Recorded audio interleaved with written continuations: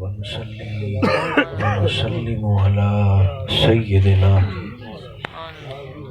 حبيبنا وشفيعنا مولانا وملجأنا ومأوانا محمد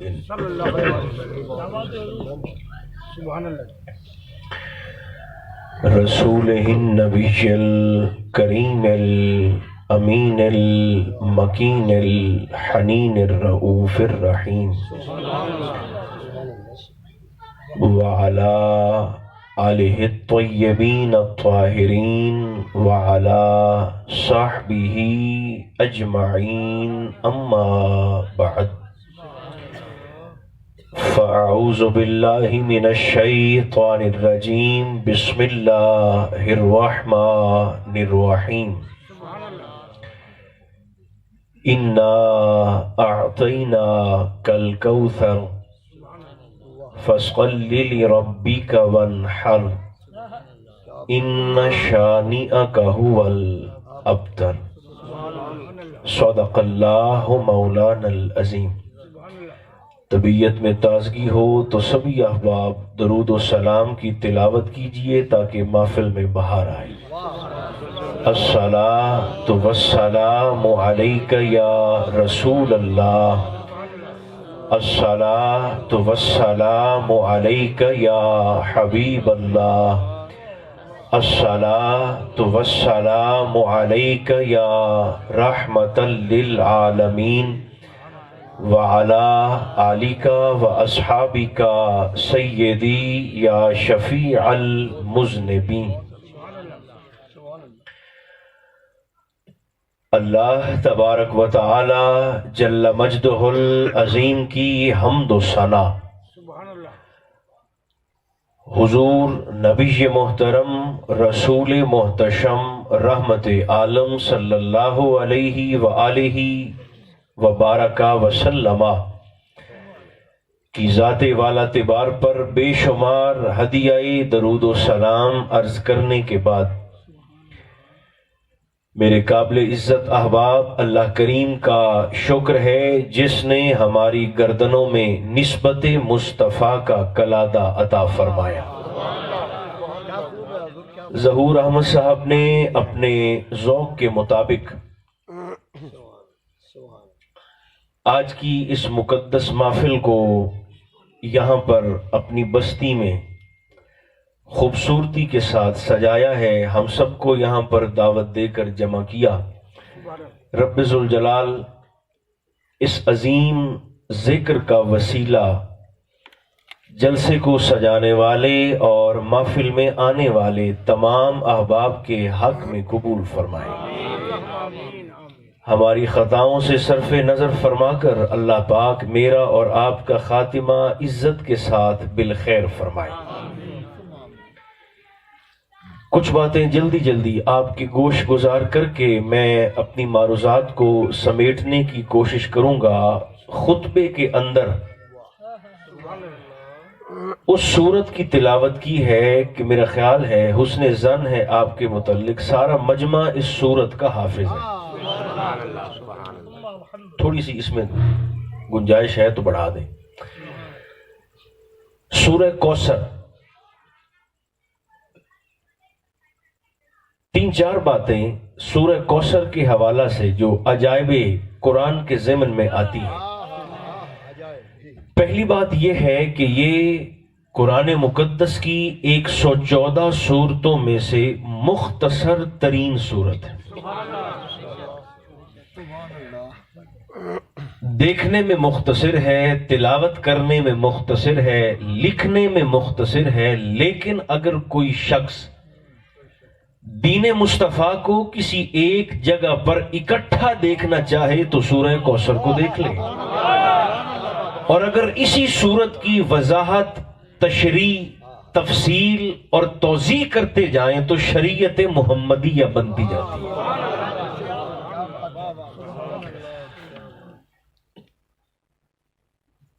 یہ سب سے چھوٹی سورت ہے جس کے اندر 3 آیات اور 10 الفاظ ہیں.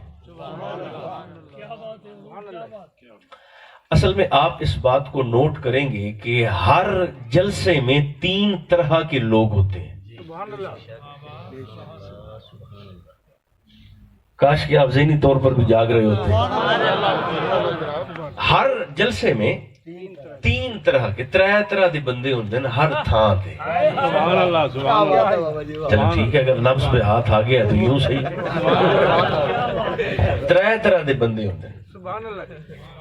پہلا طبقہ ہے ظہور احمد انہاں بندیاں دا جیڑے خطبے دے اندر تلاوت کردہ آیت نو سن تے فوراً سمجھ جاندن کہ خطیب سانو سنامنا کے چاہتا ہے.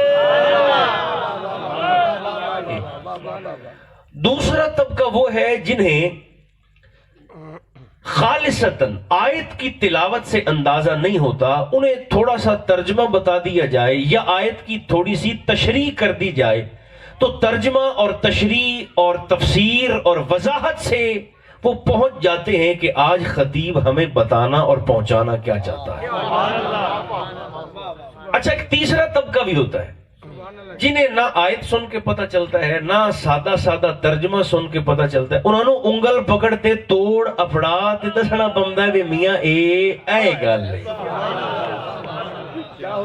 میں کوشش کرنا کہ تیرے انہوں نال لیتے اب 10 منٹ ٹور پہ گئی، اس لیے جلدی جلدی کچھ باتیں میرے خیال آپ کی توجہ کچھ ہو گئی ہے اب تو آپ کی توجہ کا فائدہ اٹھا کے میں 10 منٹ میں کچھ باتیں عرض کرنا چاہتا ہوں. سب سے پہلے یاد رکھیں یہ قرآن مقدس کی مختصر ترین سورت جس کی 3 آیتیں اور 10 الفاظ، 10 کو ذہن میں رکھیں گے آپ. پھر ہر آیت کے اندر حروف کی تعداد بھی 10 ہے. گننا گھروں میں جا کے ہے، یہاں صرف بولنا ہے سبحان اللہ. اس پوری سورت میں ایک حرف الف اللہ نے اس کا استعمال بھی 10 ہی مرتبہ فرمایا ہے، اور وہ حروف کہ جو صرف ایک بار استعمال ہوئے پھر پلٹ کے دوبارہ استعمال نہیں کیے گئے ان کی تعداد بھی 10 ہے. ہر آیت کا اختتام حرف رے پہ ہو رہا ہے. آپ تلاوت کر کے دیکھ لیں جنہیں ٹھیک ٹھیک آتی ہے. اِنَّا أَعْطَيْنَاكَ الْكَوْثَرَ، رے بولیے. فَصَلِّ لِرَبِّكَ وَانْحَرْ، پھر رے. اِنَّ شَانِئَكَ هُوَ الْأَبْتَرُ، پھر رے. ہر آیت کا اختتام حرف رے پر، اور پورے قرآن میں جن سورتوں کا اختتام حرف رے پہ ہوا ہے ان کی تعداد بھی 10 ہے. چوتھی بات، اس سورت کی دوسری آیت میں اللہ نے میرے اور آپ کے نبی کو 2 حکم دیے ہیں. فَصَلِّ لِرَبِّكَ وَانْحَرْ، حبیب اپنے رب کے لیے نماز بھی پڑھیے، قربانی بھی دیجئے. قربانی چونکہ حکم عظیم تھا، وڈا حکم آئی، اس قربانی کے لیے جس دن کا انتخاب کیا گیا وہ بھی ماہ ذی الحجہ کی 10 ہی تاریخ ہے. اچھا سرکار، اب میں رکوں گا نہیں، جلدی جلدی کچھ باتیں عرض کر دوں گا. میرے اور آپ کے کریم آقا اپنے شہزادے عبداللہ کو دفن کر کے واپس تشریف لا رہے تھے. تکلیف کتنی ہے میں بتا نہیں سکتا، ہم تصور نہیں کر سکتے. بیٹا باپ کی میت کو اٹھائے، یہ قانون فطرت.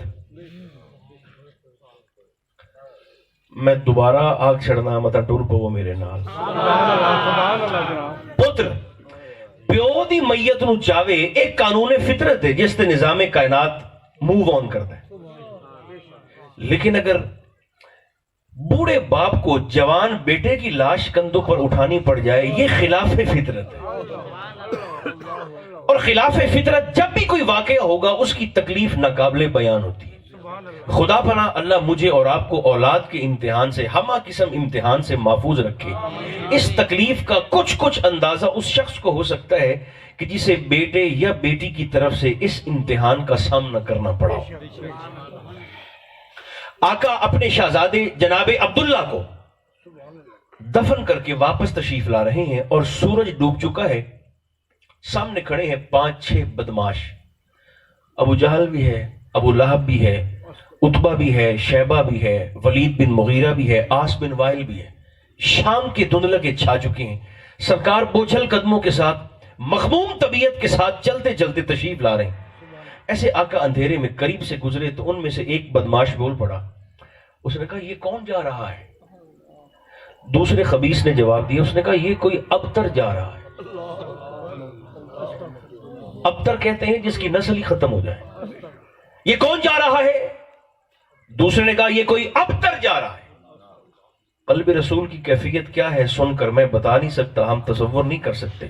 سرکار کا طبیعت اور حضور کا مزاج جو پہلے سے بوجھل اور غمناک تھا، ان کی بات کو سن کر سرکار کے مقدس دل پر مزید تکلیف آئی۔ حضور تو خاموش رہے، قدرت بول پڑی۔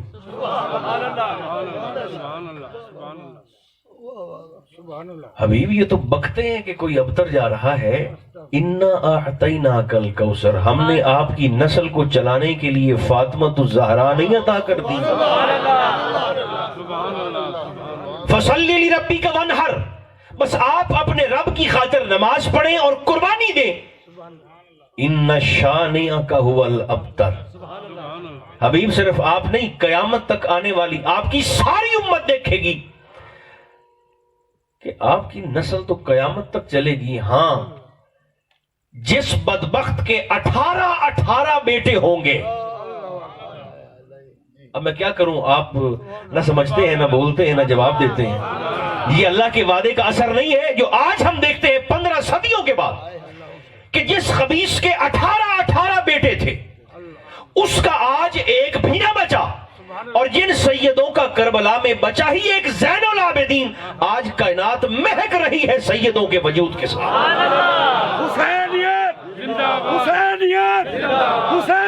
ان شانئک ھو الابتر، حبیب آپ کی نسل قیامت تک چلے گی، آپ کا دشمن نسل بریدہ ہوگا، آپ کا دشمن منقطع النسل ہوگا، دشمن رسول کی نسل کو ختم کیا جائے گا، آپ کی نسل تو قیامت تک چلے گی۔ انا اعطیناک الکوثر، ہم نے آپ کو فاطمہ دی۔ بات تھوڑی سی مشکل ہے لیکن آپ کی توجہ اور پیار اسے آسان بھی کر سکتا ہے۔ اچھا یاد رکھیں، دینا 2 طرح کا ہوتا ہے۔ کتنی طرح کا؟ کاش کے سارے بول دیں، دینا کتنی طرح کا ہوتا ہے؟ 2 طرح کا۔ مثلا اگر یہاں مجھے ابھی کچھ لکھنے کی حاجت پڑے، مثال دے رہا ہوں، لکھنے کی حاجت پڑے تو میرے پاس قلم نہیں ہے، میں کہہ دوں کہ عثمان صاحب مجھے قلم دیں، ظہور میاں مجھے، حافظ صاحب فلاں، مشتاق صاحب مجھے اب ذرا قلم دیں۔ اگر تو یہ مجھے فی سبیل اللہ قلم دے دیں، ایک ہوتا ہے معاوضہ لے کے دینا، ایک ہوتا ہے مفت دینا، ایک ہوتا ہے فی سبیل اللہ دینا اور ایک ہوتا ہے کچھ لے کر دینا۔ میں نے ابھی کچھ لکھنا ہو اور میں کہہ دوں کہ یار مجھے کوئی پینسل دے دیں، کوئی قلم دے دیں، کوئی پین دے دیں، اگر یہ مجھ سے کچھ لیے بغیر مجھے پین دیں،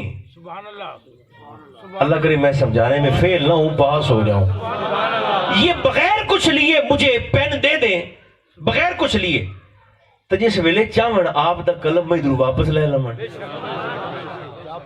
اچھا، اور اگر یہ مجھے کہیں کہ نہیں بھائی نہیں، قلم ہے ہمارے پاس لیکن تو ہمیں 100 روپے دے دے، 200 دے دے اور یہ پینسل لے لے، یہ مجھ سے 200 لے کر پھر اپنا قلم مجھے دیتے ہیں۔ اب چونکہ انہوں نے معاوضہ لے لیا ہے، اب یہ قلم واپس لے نہیں سکتے۔ اگر یہ مثال ذہن میں بیٹھ گئی ہو تو اللہ فرماتا ہے حبیب ہم نے آپ کو فاطمہ دی۔ اب ہم یہاں ظہور احمد صاحب کے ڈیرے پہ بیٹھ کے، یہاں کالونی میں جلسے میں بیٹھ کے کہنے لگے مولا تو نے ہمارے نبی کو فاطمہ دی ہے، عطا فرمائی ہے، کچھ لے کر دی ہے یا ایسے ہی دے دی ہے؟